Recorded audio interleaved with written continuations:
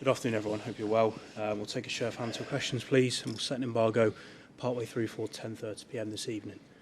We'll start with Sham, please. Hi, Pep. First, let's start with the big news of Anton Semeno's arrival from Bournemouth. What qualities do you see in him to help your side, and how do you see him fitting in?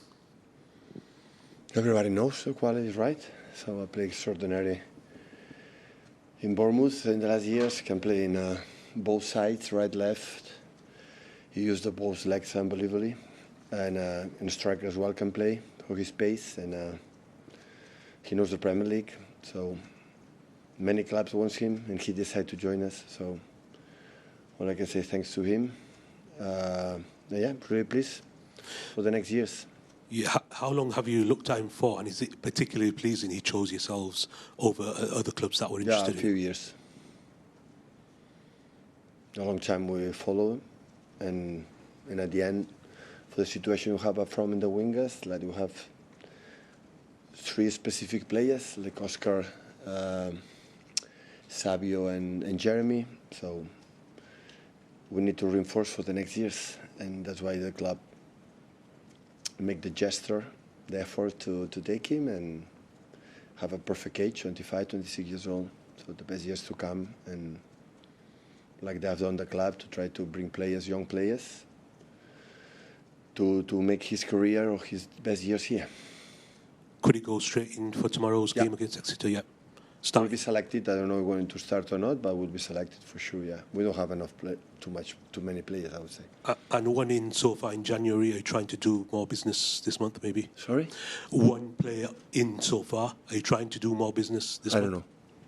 I cannot answer that question. Mark. Hi, Pep. How good can Anton Semeno be? How high is his ceiling? Is he a player that could score, for example, 20, 25 goals a season in the Premier League? Yeah, I was saying. I don't know. Have to adapt quick. He will adapt quick because the group is exceptional. So the club is really good, and he will adapt quick.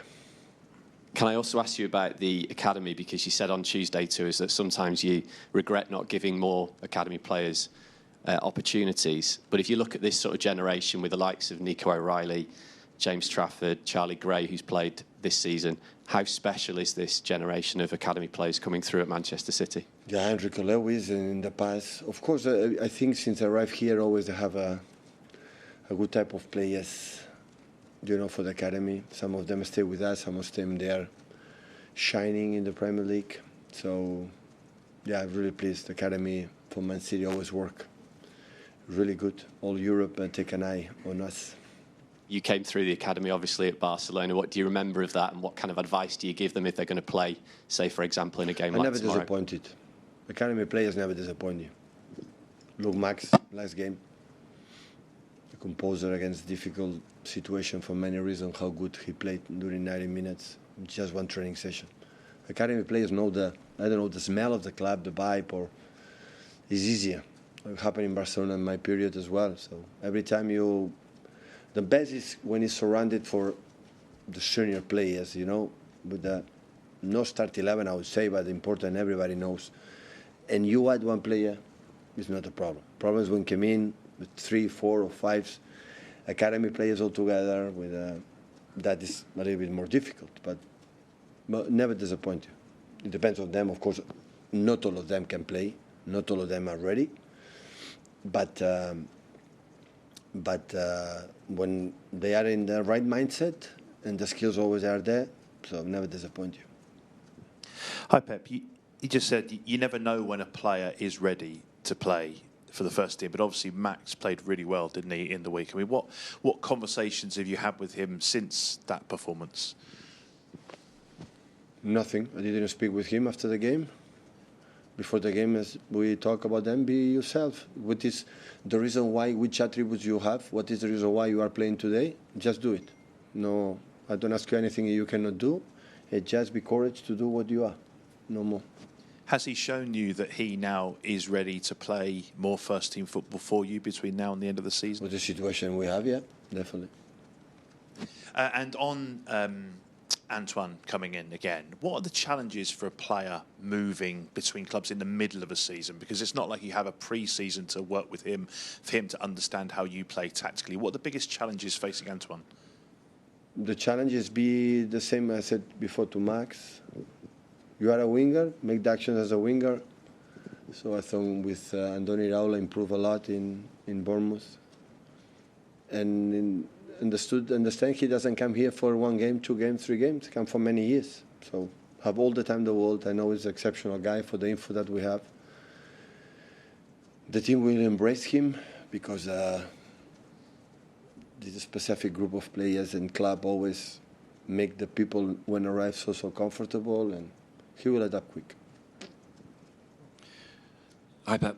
You talk a lot about the energy of your group and body language, things like that. In some Januaries you've chosen to do business, in other Januaries you haven't. When players have come in, particularly mid-season, is it something you feel can lift the energy and the body language of the rest of the group, particularly when it's someone who's come from the Premier League, who they'll all know so well and know the qualities We come sometimes for opportunities, some because we have incredible problems for the injuries, for people leave and after leave the club and after they arrive. Otherwise, in last season was an incredible, exceptional, but normally in the previous seasons we never went a lot to the transfer window, in winter time to do it.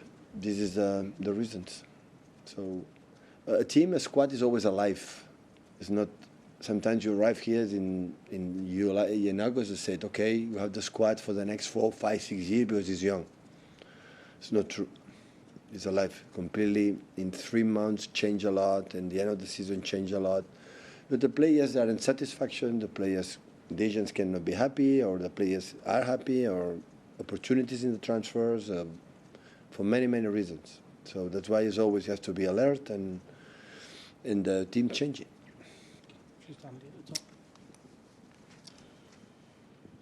Hi Pep. Just on Exeter then, are they a team you've been able to see much of? What will you expect from them? Sorry? Exeter, what will you expect from them tomorrow? When I arrived here 10 years ago, when we play in teams like low divisions, like League One is the case, or Championship always is a typical football. And now you see the teams, they have evolved. So they play really good. I saw the game against Huddersfield and Cardiff, last 2 games they played, and recently, and it didn't happen 10 years ago.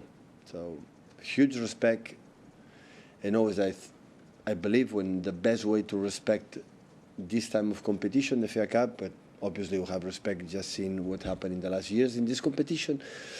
And when we play against that teams in lower divisions, is how you respect them, how you play, how you defend, how you press, how you many details that you have to do it well. That is the best way to respect Exeter or all the teams you play. Just to ask about Oscar, what is the situation with him and how Still long injured. Not training with us since the game against Brentford, the Carabao. Fred? Hi Pep. Did you watch Arsenal and Liverpool last night? No, I could not. Obviously you have to focus on yourself and you need to get more points to try to catch them. But after 3 draws, is it lifting to see them dropping points as well? No, it's better, of course. The team at top of the league is dropping points, is better. But if we make that analysis after 3 draws and we are not able to win that games, it's better to think ourselves, right? So it will be a huge mistake if you think that the situation is better because a fantastic team like Liverpool can make equalize a game in Emirates. So it's better to think in ourselves, because always one of these incredible attributes we had as a team in the previous years is always we found a way to win games. Don't tell me why, but always we found a way to win games. And quite similar, even worse the last 3 that we draw. But believe me, even worse. But we were able to do it.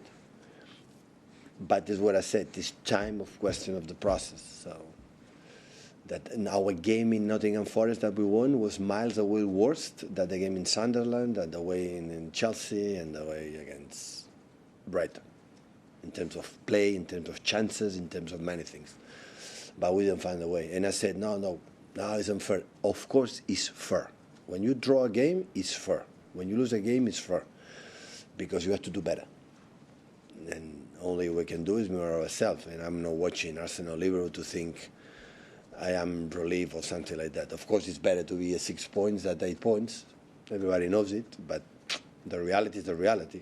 So we have to meet an incredible amount of tough games we had ahead of us to be contenders to win the Premier League. So in terms of points, 51 to play, 6 the difference. Everything is open. So everyone can realize on that, but it's not about that. It's we are able to make in things, just few things a little bit better. And what I said in the past is again another process to grow as a team, as a group of players that are so new in many things. And it's important, like for example, leave the semi-final Carabao Cup, to leave the experience to real final for many players that never play a final. So that is the process we are building, and in the same time, for other things that are so optimistic, positive, and happy that many things we are doing really well.